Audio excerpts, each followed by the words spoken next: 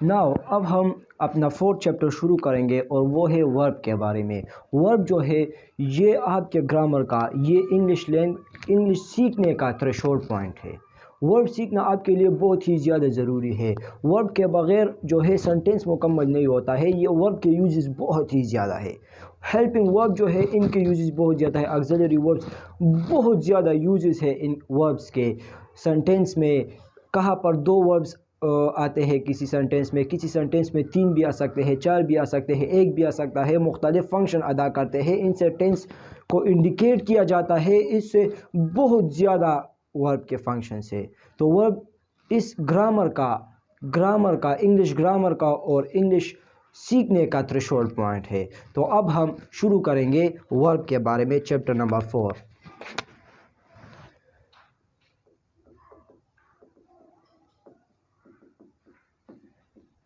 Verb किसे कहते हैं? और आप ज़रा जहन में याद रखें कि वर्ब जो है ये हम 3-4 चैप्टर्स में कवर करेंगे। एक चैप्टर में इसको कवर नहीं किया जा सकता। इसको क्लासिफाई करना ज़रूरी है, इसको चैप्टर वाइज पढ़ना ज़रूरी है। आप ज़रा यहाँ पर देखें, वर्ब जो है पहले हम इस एक जो है ट्रांजिटिव इंट्रांजिटिव वर्ब जो है, फाइनाइट एंड इनफाइनाइट वर्ब जो है, कॉजेटिव वर्ब्स, ये जितने भी है इनको पढ़ने के लिए सब्जेक्ट ऑब्जेक्ट वर्ब, ये पार्ट्स ऑफ सेंटेंस जो है ये बहुत ज़्यादा ज़रूरी है। और पार्ट्स ऑफ सेंटेंस को समझने के लिए वर्ब का थोड़ा बहुत कंसेप्ट सीखना ज़रूरी है। तो यहाँ पर मामला गलत हो जाता है कि पहले ट्रांजिटिव इंट्रांजिटिव और ये फाइनाइट और इनफाइनाइट वर्ब्स जो है ये सीखना है या फिर पार्ट्स ऑफ सेंटेंस सीखना है। कौन सा सीखना है? तो पहले जो है आपने वर्ब के बारे में सीखना है, इसके बाद पार्ट्स ऑफ सेंटेंस पर आना है। पार्ट्स ऑफ सेंटेंस में भी 2 चैप्टर्स होंगे, पार्ट्स ऑफ सेंटेंस 1 एंड 2, और इसके बाद फिर ट्रांजिटिव इंट्रांजिटिव वर्ब्स होंगे, सही है। और फाइनाइट एंड इनफाइनाइट वर्ब्स और बहुत से लेक्चर्स और भी है, सही है। इनमें कंसेप्ट्स ज़्यादा है तो फिर वो पढ़ेंगे, सही है। तो पहले हम वर्ब, इस चैप्टर में हम वर्ब के बारे में पढ़ेंगे। वर्ब के कुछ इंट्रोडक्टरी जो क्लासिफिकेशन है, इनके बेसिस ऑफ क्लासिफिकेशंस क्या है वो पढ़ेंगे इस चैप्टर में, सही है। इसके बाद फिर हम पार्ट्स ऑफ सेंटेंस पढ़ेंगे और इसके बाद फिर वर्ब शुरू होगा, सही है। तो ये 3-4 चैप्टर्स जो है ये सिर्फ वर्ब के बारे में है और ये वर्ब जो है ये बहुत ज़्यादा ज़रूरी है। ये टॉपिक पढ़ना, इसको सीखना, टॉपिक को सीखना, इसमें हर एक चीज़ को कवर करना बहुत ज़्यादा ज़रूरी है। तो वर्ब किसे कहते हैं? वर्ब कौन सा पार्ट? ये तो फर्स्ट ऑफ ऑल ये एक पार्ट ऑफ स्पीच है। क्या है? पार्ट ऑफ स्पीच है। मैंने आपको जो 8 पार्ट्स ऑफ स्पीच बताए थे इनमें से एक क्या है? एक वर्ब है, सही है। इसकी डेफिनेशन क्या है और ये किसे कहते हैं? The word which expresses an action is called as a verb। Verb किसे कहते हैं? वो वर्ड, वो लफ्ज़ जो किसी सेंटेंस में एक्शन को जाहिर करता है। एक्शन से क्या मतलब है? एक्शन वो अमल है, वो काम है जिसमें आप एनर्जी को ज़ाया करते हो। लिखना जो है ये क्या है? अगर आप लिखते हो इसमें क्या करते हो? आप एक काम करते हो, एक वर्क डन करते हो, एनर्जी को ज़ाया करते हो। तो एक्शन का मतलब क्या है? जिसमें आप किसी काम को करते हो, सही है। तो इन आमाल को जिसमें आप काम करते हो इनको क्या कहते हैं? इन वर्ड्स को, इन अल्फाज को क्या कहते हैं? वर्ब्स कहते हैं। जैसे कि फॉर एग्जांपल मैं आपको बताऊं, ही राइट्स अ लेटर। तो यहाँ पर ये लेटर क्या है? ये ख़त को कहते हैं। ख़त जो है, ये लेटर जो है ये तो एक अमल नहीं है, इसमें तो एनर्जी ज़ाया नहीं होती है। लेटर तो एक चीज़ का नाम है। क्या है? ये जो है एक का क्या मतलब है? ये भी कोई एक्शन वेक्शन तो नहीं है ना, एक्शन नहीं है, कोई अमल नहीं है, इसमें कोई एनर्जी की ज़ाया होना नहीं आता है, सही है। और ही क्या है? ये एक पर्सन के लिए यूज़ हुआ है, तो ये भी किसी चीज़ का नाम होगा, किसी पर्सन का नाम होगा, इसके लिए इस्तेमाल हुआ है। तो ये भी वर्ब नहीं है, ये भी नहीं हो, ये भी नहीं है। जबकि ये राइट्स क्या है? राइट्स लिखने को कहते हैं। ही राइट्स वो लिखता है। ये राइट्स क्या है, लिखने को कहते हैं। ये लिखना क्या है, मैं यहाँ पर ये अल्फाज लिखता हूँ, तो ये लिखना क्या है, ये लिखना जो है ये एक अमल है। तो यहाँ पर ही राइट्स अ लेटर, तो यहाँ पर वर्ब कौन सा है, ये राइट्स जो है ये क्या है, ये यहाँ पर एक वर्ब है। इसी तरह अगर मैं आपको बताऊं कि दे ईट मैंगोज, दे ईट मैंगोज, सही है। तो यहाँ पर ये मैंगोज क्या है, ये तो एक चीज़ का नाम है। दे एक प्रोनाउन है, ये किसी पर्सन्स के लिए यूज़ हुआ है। और ये ईट क्या है, ये खाने को कहता है, खाना, खाना, मैंगोस खाना। ये खाना क्या है, ये एक अमल है, इसमें एनर्जी को ज़ाया करना होता है। तो ये क्या है, ये एक अमल है, इसलिए ये क्या है, ये वर्ब है, एक एक्शन है। तो वर्ब किसे कहते हैं, जिसमें एक अमल जाहिर होता है, वो वर्ड जो एक एक्शन को एक्सप्रेस करता है, क्या करता है, एक्सप्रेस करता है, किसी एक्शन को बयान करता है, किसी एक्शन को जाहिर करता है। इसी वर्ड को क्या कहते हैं, वर्ब कहते हैं। इसी एग्जाम्पल्स और इस डेफिनीशन से यहाँ पर वर्ब की कंसेप्ट ख़त्म नहीं होता है। ये तो सिर्फ इस डेफिनीशन और इस वर्ब से आपको बताया जाता है। इस डेफिनीशन और इस सेंटेंसेस में ये जो एग्जाम्पल्स है, इनसे आपको सिर्फ ये बताया जाता है कि वर्ब बेसिकली होते क्या हैं, वर्ब क्या है। ये जब आप वर्ब का पूरा चैप्टर पढ़ोगे, 3-4 चैप्टर्स है, वो तमाम चैप्टर्स पढ़ोगे, फिर भी पूरा वर्ब क्लियर नहीं होगा। इसके इस्तेमालात जो है, ये जो इज़ एम आर है, ये जो वाज वर है, इसके ये इस्तेमालात जो है, इनके ये कहाँ कहाँ पर इस्तेमाल होते हैं, ये भी अभी आप नहीं सीख सकते, क्योंकि यहाँ पर जो है इनमें टेंसेस का कंसेप्ट होना ज़रूरी है। तो आप पहले टेंसेस पढ़ोगे, फिर इसके यूजेस पढ़ोगे, सही है।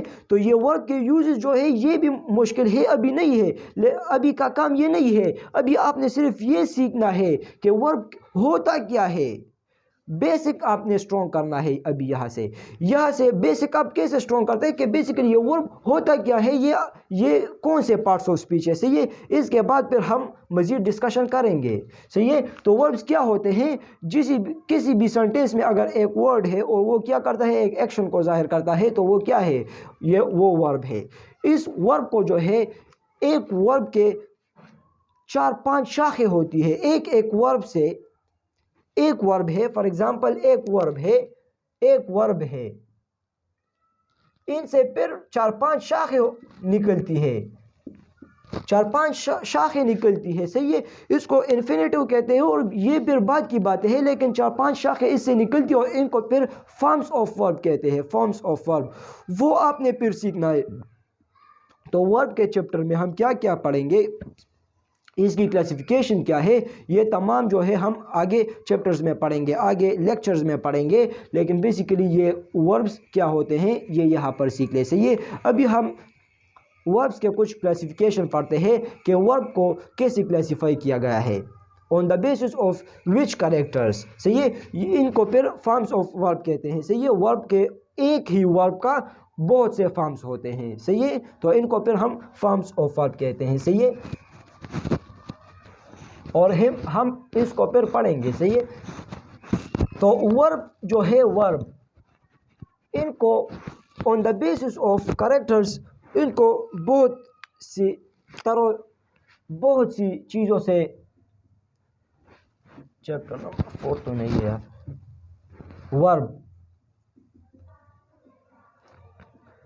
इनको क्लासिफाई किया है on the basis of meaning. Verb का मीनिंग क्या है, वर्ब मीनिंग देता है या नहीं देता है, इस बेसिस से इनको क्लासिफाई किया गया है 2 शाखों में। एक को कहते हैं लेक्सिकल वर्ब, लेक्सिकल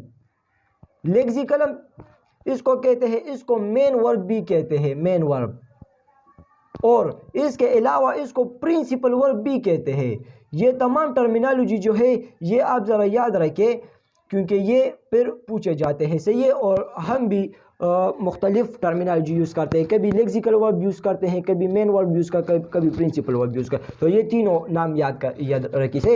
एक ये क्लासिफिकेशन है, इस ऑन द बेसिस ऑफ क्या, on the basis of meaning of the verb, कि वो मीनिंग देता है सेंटेंस में या नहीं देता है। ये फिर इसकी कंसेप्ट आप फिर बाद में पढ़ोगे। लेकिन on the basis of meaning ये जो है 2 कैटेगरी में डिवाइड किया गया है। एक को लेक्सिकल वर्ब कहते हैं और एक को जो है ऑक्सिलरी वर्ब कहते हैं। क्या, ऑक्सिलरी वर्ब, ऑक्सिलरी,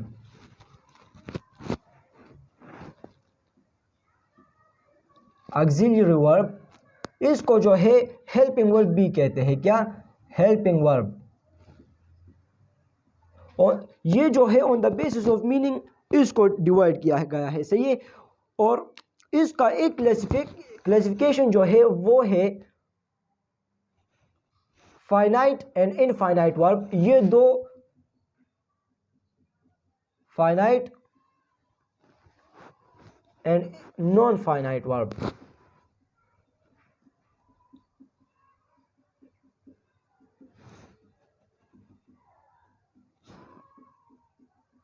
एक क्लासिफिकेशन जो है वो ये है। ये किस बेसिस पर वर्ब्स को जो है, एक वर्ब होगा वो लेक्सिकल भी हो सकता है, फाइनाइट या इनफाइनाइट भी हो सकता है, ऑक्सिलरी भी हो सकती है, ये भी हो सकती है, वो भी हो सकती है। ये हम आहिस्ता आहिस्ता से पढ़ेंगे, सही है। ये क्लासिफिकेशन जो है on the basis of meaning है ऑफ द वर्ब।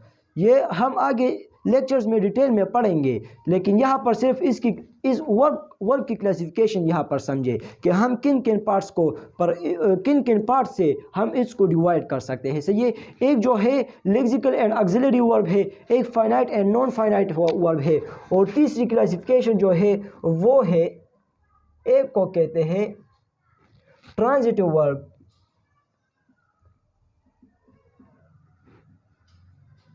और एक को कहते हैं इंट्रांजिटिव वर्ब। इस पर चर्चा, इन वर्ड्स पर चर्चा करने से बेहतर यह है कि यहाँ पर इनको छोड़ दिया जाए। क्यों छोड़ दिया जाए? क्योंकि ऑलरेडी इनके लेक्चर्स आने वाले हैं, इनकी लेक्चर्स आने वाले हैं, हम डिटेल में पढ़ेंगे। तो आप यहाँ पर सिर्फ ये याद रखें कि हम वर्ब को कैसे क्लासिफाई कर सकते हैं, सही है। Lexical and auxiliary verbs, finite and non finite verb, finite and non finite verb, and transitive intransitive verbs. इनके अलावा कॉजेटिव वर्ब्स भी है। क्या है? Causative verbs.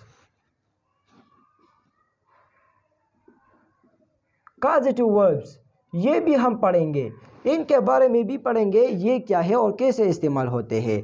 ये जो है इनकी फिर फर्दर क्लासिफिकेशन भी हुई है। ये ऑक्सिलरी वर्ब, फिर primary verbs and modal verbs. Models का लफ्ज़ आपने सुना होगा, मॉडल वर्ब्स, वो इनकी क्लासिफिकेशन फिर हुई है। लेक्सिकल वर्ब की क्लासिफिकेशन, और ये इनकी classification finite verb and non finite verb, ये भी बहुत ज़्यादा ज़रूरी है, सही है। इनमें से ये जो है ऑन द बेसिस ऑफ, इसकी क्लासिफिकेशन जो है ये on the basis of subject हुआ है कि सब्जेक्ट के साथ ये बदलता है, ये नहीं बदलता है सब्जेक्ट के साथ। तो इसी तरीके से इनकी क्लासिफिकेशन हुई है। इसकी क्लासिफिकेशन जो है ऑब्जेक्ट की बेसिस पर हुई है। इनके साथ ऑब्जेक्ट्स आते हैं, इनके साथ नहीं आते हैं, ये फिर हम बाद में पढ़ेंगे। लेकिन क्लासिफिकेशन जो है डिफरेंट कैरेक्टर्स पर हुई है वर्ब की, और वर्ब की क्लासिफिकेशन करना बहुत ज़्यादा ज़रूरी है। क्यों ज़रूरी है? क्योंकि इसकी जो नॉलेज है वो बहुत ज़्यादा स्प्रेड है, मतलब ज़्यादा है, वसी है, इमेंस है, सही है। तो वर्ब की जब नॉलेज ज़्यादा है तो इनको मुख्तलिफ एंगल से क्लासिफाई करना बहुत ज़्यादा ज़रूरी है। तो हम पहले क्या पढ़ेंगे? हम इनके बारे में पहले पढ़ेंगे, इनके बारे में पहले पढ़ेंगे। ये जो है जब हम इनके बारे में पढ़ेंगे, इन दो के बारे में पढ़ेंगे, तो इनसे क्या होगा, इनके पढ़ने से क्या होगा, इनमें हम कुछ फॉर्म्स ऑफ वर्ब भी पढ़ेंगे। क्या? Forms of verb, forms of verb भी कुछ पढ़ेंगे, लेकिन तमाम फॉर्म्स ऑफ वर्ब जब हम पढ़ेंगे तो वो इन लेक्चर्स में पढ़ेंगे, सही है। इन लेक्चर्स में हम फिर फॉर्म्स ऑफ वर्ब पढ़ेंगे और इन लेक्चर्स में भी पढ़ेंगे, सही है। तो यहाँ पर हम सिर्फ इन पर बात करेंगे, सही है। इस चैप्टर में, चैप्टर नंबर 4 में हम इनके बारे में बात करेंगे, और ये जो है हमारे लिए रास्ता खोलेंगे, हमारे लिए रास्ता खोलेंगे। किसके लिए? पार्ट्स ऑफ सेंटेंस के लिए। पार्ट्स ऑफ सेंटेंस में क्या आता है? Subject and predicate, subject and predicate आता है, सही है। तो ये फिर हम एक चैप्टर में पढ़ेंगे, और इसको पार्ट्स ऑफ सेंटेंस को फिर हम दूसरे चैप्टर में भी मतलब पार्ट्स ऑफ सेंटेंस को हम 2 चैप्टर में पढ़ेंगे, सब्जेक्ट एंड प्रेडिकेट। और ये प्रेडिकेट फिर डिवाइड होता है, ये प्रेडिकेट फिर डिवाइड होता है ऑब्जेक्ट में, वर्ब में, एंड कॉम्प्लीमेंट में। तो इन चीज़ों को फिर हम इनको पढ़ने के लिए ये ज़रूरी है, क्या ये ज़रूरी है, इनको पढ़ने के लिए ये ज़रूरी है और इनको पढ़ने के लिए ये ज़रूरी है। नहीं समझे? इनको पढ़ने के लिए ये ज़रूरी है और इनको समझने के लिए, यहाँ पर देखिए, इनको समझने के लिए इनको समझने के लिए ये पार्ट्स ऑफ सेंटेंसेस को समझने के लिए, पार्ट्स ऑफ सेंटेंस को समझने के लिए, जो कि सब्जेक्ट है, ऑब्जेक्ट है, वर्ब है, कॉम्प्लीमेंट है, से ये प्रेडिकेट है, इनको समझने के लिए ये लेक्सिकल एंड ऑक्सिलरी वर्ब और वर्ब के बारे में समझना ज़रूरी है। जबकि finite and non finite verbs के लिए इनकी कंसेप्ट ज़रूरी है। ट्रांजिटिव एंड इनट्रांजिटिव वर्ब्स के लिए ऑब्जेक्ट का कंसेप्ट ज़रूरी है। आप ऑब्जेक्ट को जानते नहीं हो तो ट्रांजिटिव एंड इनट्रांजिटिव वर्ब को कैसे जानोगे? बोथ ही टीचर्स ऐसे पढ़ाएंगे आपको कि वर्ब का टॉपिक शुरू करते हैं, वर्ब का चैप्टर शुरू करते हैं, इनमें ये वर्ब्स भी पढ़ा देते हैं, ये भी वर्ब्स भी पढ़ा देते हैं, ये वर्ब्स भी पढ़ाते हैं, without giving the concept of these terms. In terms की कंसेप्ट के बगैर ये टर्म्स जो है आपको याद नहीं हो सकते, आपको क्लियर नहीं हो सकते। क्यों क्लियर नहीं हो सकते? क्योंकि ट्रांजिटिव और इनट्रांजिटिव के कंसेप्ट में ऑब्जेक्ट का होना बहुत ज़्यादा ज़रूरी है। ऑब्जेक्ट पर उबूर हासिल करना बहुत ज़्यादा ज़रूरी है। अगर आपको ये नहीं आता है, इन पर कंसेप्ट, इस ऑब्जेक्ट पर कंसेप्ट नहीं है आपका, तो ये आप नहीं पढ़ सकते, ये आप पढ़ ही नहीं सकते, इनको आप समझ ही नहीं सकते। क्योंकि ट्रांजिटिव वर्ब और इनट्रांजिटिव वर्ब के बारे में ऑब्जेक्ट का होना बहुत ज़्यादा ज़रूरी है। ये फिर हम बाद में पढ़ेंगे। और फाइनाइट एंड इनफाइनाइट के लिए सब्जेक्ट का होना ज़रूरी है। तो मतलब क्या हुआ? मतलब ये हुआ कि हम इनको, इसके इन काइंड्स ऑफ वर्ब को हम इनके बाद पढ़ेंगे। पहले इनको समझेंगे, फिर इनको समझेंगे। पहले हम पार्ट्स ऑफ सेंटेंस को समझेंगे, ये पार्ट्स क्या है, सब्जेक्ट क्या है, ऑब्जेक्ट क्या है, वगैरह वगैरह, ये समझेंगे। इनके बाद फिर हम ये समझेंगे और इनको समझने के लिए पहले हम ये पढ़ेंगे। सही है? तो नेक्स्ट लेक्चर में हम lexical main verb and principal verb के बारे में पढ़ेंगे और फिर ऑक्सिलरी वर्ब्स, और यह इसी तरह सिलसिला जारी रखेंगे। सही है?